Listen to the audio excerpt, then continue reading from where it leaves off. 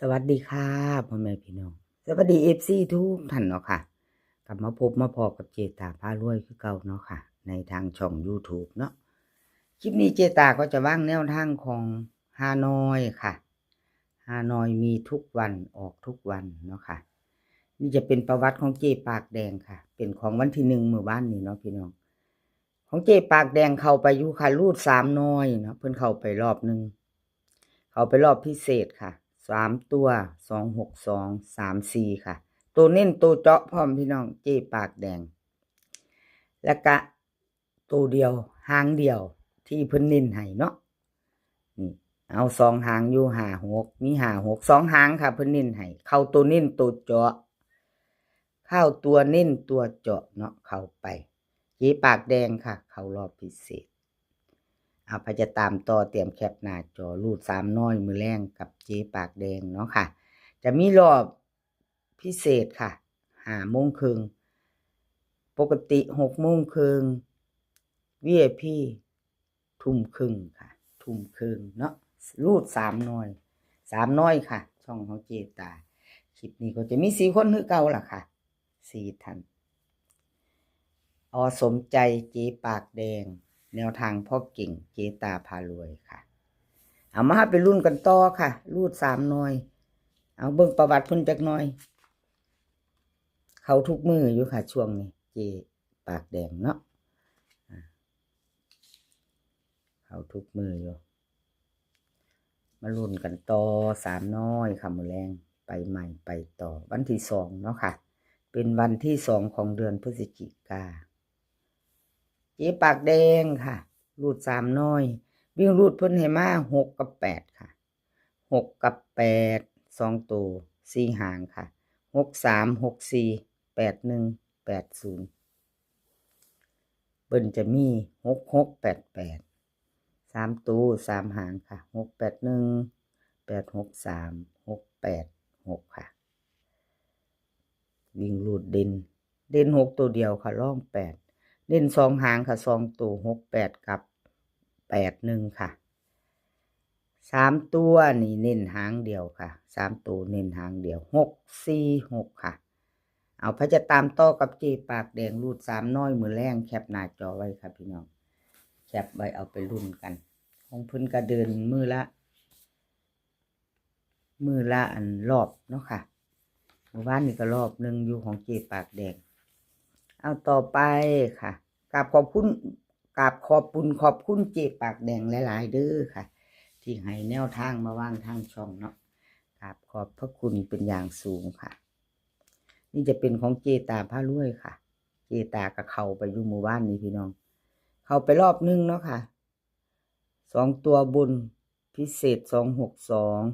34ของเจตาเข้าไป2 ตัว26เข้าไปตกกลับพร้อมเนาะพี่น้องออก62 26เนาะเข้าไปอยู่รอบนึงที่31กับไปรอบนึงค่ะรูด3น้อย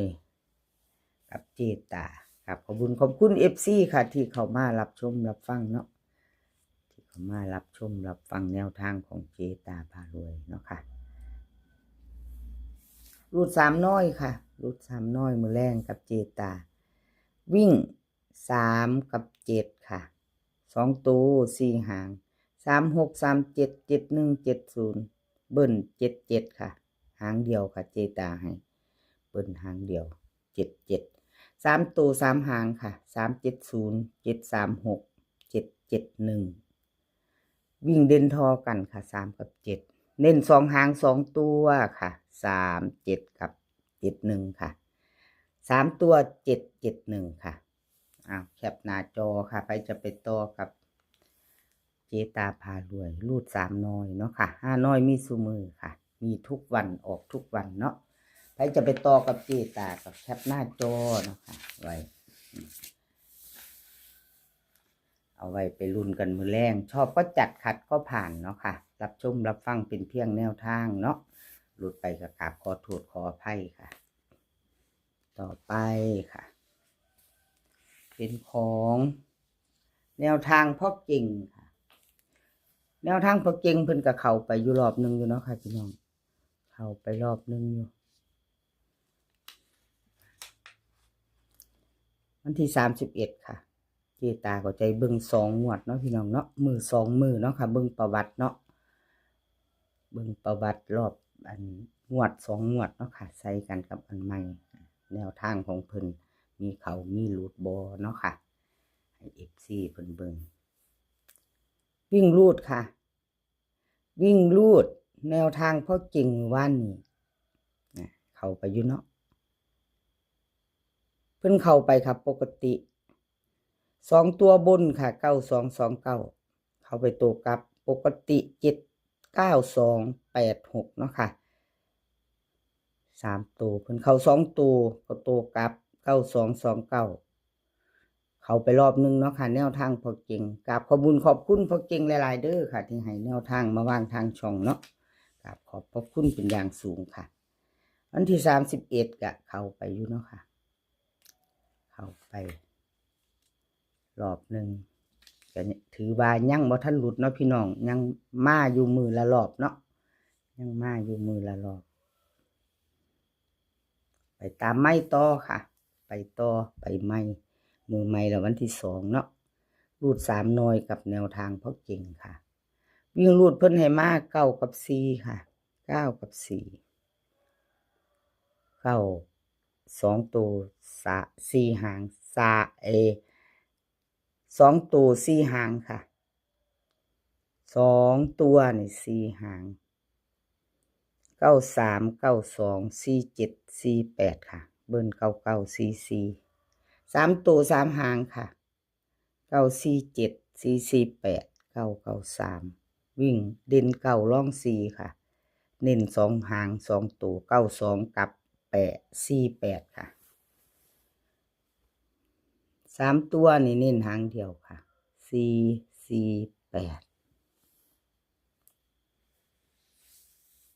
เว้าซ่าๆก็ได้ดอกเจตาคันเว้าไปเนี่ยก็จอบตาถลุงว่าติปากไปก้อนตาเนาะพี่น้องขอโทษขออภัยอ่านผิดอ่านถูกว่าสิว่าตัวนึงก็ไปว่าตัวนึงติขออภัยหลายๆค่ะ5น้อยรูด3น้อยกับอสมใจมื้อวานเพิ่นบ่ไปบ่เดินเด้อค่ะอสมใจรูด3น้อยของเพิ่นเนาะครับขอโทษขออภัย FC แทนเพิ่นเด้อค่ะของเพิ่นบ่เดินเรา2งวดแล้วเด้อพี่น้อง2วันแล้วไม่เดินเนาะอสมใจที่ตาให้กำลังแรงใจเด้อค่ะสำหรับแนวทางที่ให้มาวางทางช่องเนาะมีเขามีรุดเนาะค่ะพี่น้องให้กำลังแรงใจคือเก่ากับขอบคุณอสมใจที่ให้มาให้แนวทางมาวางทางช่องของเจตาเนาะค่ะกับขอบพระคุณเป็นอย่างสูง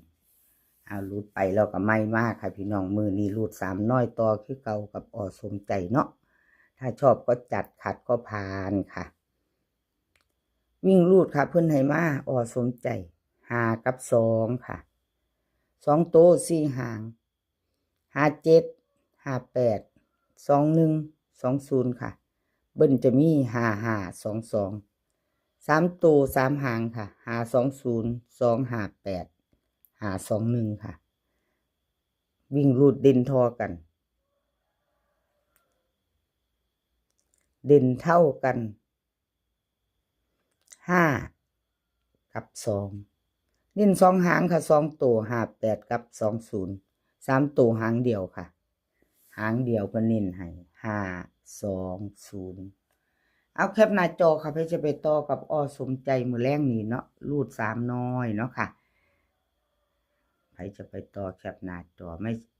บ่มักกะชอบก็จัดบ่มักเข้ากับผ่านไปเนาะพี่น้องชอบก็จัดขัดก็ผ่านคือว่าแล้วเนาะกับขอบคุณ FC ทุกท่านเนาะค่ะที่เขามารับชมรับฟังในช่องของเจตาพารวยเนาะเขามาเป็นกำลังแรงใจให้ผ่านเข้ามา FC ใหม่ถ้ายังบ่ทันได้กดติดตามเนาะพี่น้องถ้าชอบคลิปนี้เนาะค่ะฝากกดติดตามกดไลค์กดแชร์เป็นกำลังแรงใจให้เนาะทางช่องของเจตาพารวยค่ะขอบพระคุณเป็นอย่างสูงค่ะคลิปนี้ขอให้พี่น้องโชคดีกับ5น้อยมือแรงรูด3น้อยเนาะค่ะโชคดีกันวันนี้ก็ขอให้มีความสุขค่ะสุขภาพร่างกายให้แข็งแรงกันทุกคนเดินทางไปไสก็ขอให้ปลอดภัยค่ะเดินทางไปขอให้มีโชคกลับมาก็ขอให้มีชัย คลิปหน้าพ่อกันไหมค่ะ คลิปนี้ก็สวัสดีค่ะ